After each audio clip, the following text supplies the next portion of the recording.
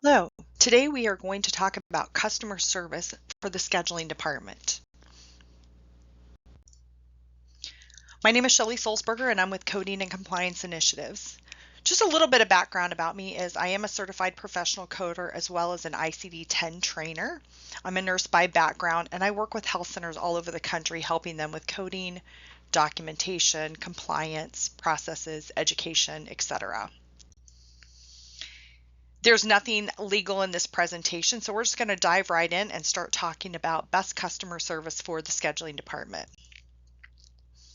When you think about customer service, you're not really just having a transaction. I really want you as customer service individuals to start thinking about making a connection with the patient. When I go to Walmart or Target, I'm making a transaction. But in the health center, I really want to make a connection. Now, if I'm face to face with my patient, my client, 55% of my communication is based upon my body language. However, when I'm on the phone and I'm scheduling patients or taking phone calls to transfer them, 84% of my communication is in the tone of my voice. As you can see, 16% are my words and 0% is my body language. So the tone of my voice is going to be so important when I am scheduling patients or just receiving a phone call that I need to transfer to someone else or get more information. Now, when we think about telephone etiquette, staff really have to be mindful of proper etiquette. You guys are going to be busy. The phone's going to be ringing off the hook. So when you're thinking about etiquette, there's some key things that you have to really think about. One is you have to be an active listener. And this will help you not only in your job, but in your other activities of your life. So really listening to the patient, having good phone manners, right? Being polite, knowing how to screen for the calls. So when someone calls in and needs to talk to the nurse, the key things to ask to screen that patient. Obviously, we need to be tactful. Understanding when and how to ask questions. And then obviously we need to maintain confidentiality. If you think about the telephone etiquette, it's really just a verbal handshake. So we need to make sure that when we answer that phone, we have a friendly introduction. We need to be professional. This third bullet, prompt answering, sometimes you have called places and the phone just rings and rings and rings. We need to really come up with the best method so that we're answering our calls promptly. We need to identify the health center as well as ourselves. So for example, you might say, "Hi, thank you for calling ABC Health Center. This is Shellie. How may I help you today?" So I've given a friendly introduction. I'm professional. I'm identifying the health center and I'm identifying myself. I'm making an offer to help. When I'm doing that, I'm smiling. So our patients or the people calling in can tell if we're smiling, if we're grumpy. So we want to make an offer to help. We also want to listen. We need to ask the patient for permission before placing them on hold. So as you all have probably experienced, we call places and sometimes you might get something like this. "Thanks for calling ABC Health Center. Can you hold please?" And I hurry and put you on hold. Number one, you have no idea what I've said because I went so quickly. And number two, I didn't even give you permission to put me on hold. So what we want to start doing is, "Thank you for calling ABC Health Center. This is Shellie. May I place you on a brief hold?" And I want to wait for that individual to tell me yes or no. Also, when I have a patient on the phone and I need to transfer them, I really want to try to do a warm transfer. So what does that mean? That means that, for example, if they are calling for the nurse or the medical assistant, and I've asked the right questions and this call is appropriate, I want to make sure that I transfer that call. I want to transfer to the nurse, but I don't want to just disconnect. I want to make sure the nurse answers so that I can say, "Hi, Nurse Betty. This is Shellie from up front. I have Mr. Jones on the phone. His birth date is XYZ. He's calling because he's not sure how to take his medication," or something like that. Now, let's say that you go to do that transfer and Nurse Betty doesn't answer. We go back and we want to inform the caller to say, "Mr. Jones, I've tried to call Nurse Betty. She must be in with a patient.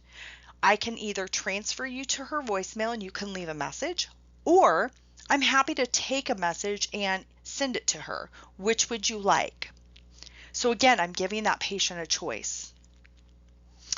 When you are on the phone and you are talking to that patient, make sure that if they are talking, that you excuse yourself before interrupting that call to answer another call.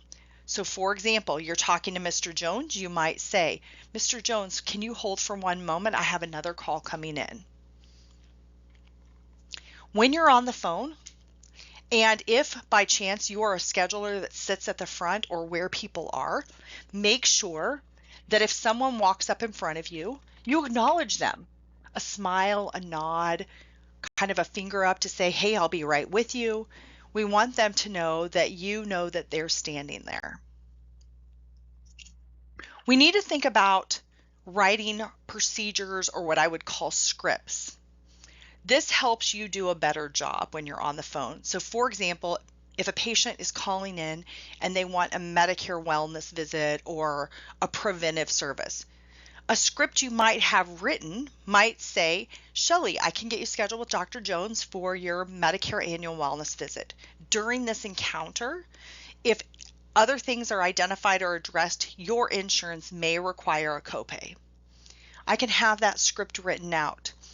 If there are things that I want to remind the patient, I might have a script that says, "Shellie, I've got you scheduled with Dr. Jones on this date at this time. Your appointment is at noon. Please arrive 10 minutes early. Please make sure that you bring your insurance card and you have a $10 copay. And please bring all of your medication bottles, or make sure they're all written down with the drug and the dosage and how often you take that medication." So if we write those scripts down, then we don't forget anything. You also might monitor your incoming and outgoing calls to see if you need to add some non-rollover lines. In your position, you need to set expectations and follow through. It's hard to meet a goal if we don't have expectations. Also think about your nursing staff. When you send a triage call to them, if they need that patient to be scheduled, just ask them to go ahead and schedule that patient. So you might say, "Nurse Betty, I'm transferring a patient to you to be triaged. If they need an appointment, please feel free to go ahead and get that scheduled." That way we're not sending the patient back and forth. You also need to think about when you have heavy volume. So maybe Monday morning, maybe Monday afternoon, maybe Friday afternoon, and make sure that you have someone, a backup person, that can help when those calls are really busy. Also, when you're on the phone doing scheduling or talking to patients, we really want to make sure that we're not using medical terms or jargon that they don't understand. We also want to make sure that we explain any unfamiliar terms. Now, obviously on the phone, sometimes we can't tell if the patient looks confused, but if they're in front of me, I can see that maybe what I just told them doesn't make sense, so I can clarify. So on the phone, it might be asking, "Does that make sense?" or "Should I clarify that?" Always listen before replying. Let the patient finish. And get in the habit of saying thank you, or if we've made a mistake, we can say, "I'm sorry." So thinking about just some other telephone tips. When you have a patient that is giving you more information that you need, you have to learn how to break the cadence of that call. So for example, If they're telling you that they hurt their foot a year ago and the other day they fell off the curb and now their foot's swelling and they've tried to ice it and they're taking medications and they're giving you all of this information, you have kind of a couple of different options. One, you could just say, Mr. Jones, thank you so much for that information. However, I will have you wait and give the provider the rest of the information. I hate that you're going to have to repeat it twice, and I can't put all of that information in my template for the provider. My favorite one is, Mr. Jones, I have another call. Can you hold one moment? Place the patient on hold. Wait a second, kind of get your thoughts together. You want to know when they're scheduled so you can go right back, and you come back and you say, okay, Mr. Jones, I'm back. I have you scheduled on June 5th at 1 o'clock with Dr. Smith. If you can arrive a few minutes early, that would be great. Remember to bring your insurance card and your $10 copayment. Thank you so much, and we look forward to seeing you. And that breaks the cadence of the call. When you are talking to the patient and you need to disconnect for some reason, you've got an emergency, please make sure that you always tell the patient that you need to call them back. Get their name and their best phone number that you can reach them at. Thanks so much, everyone. Have a great day.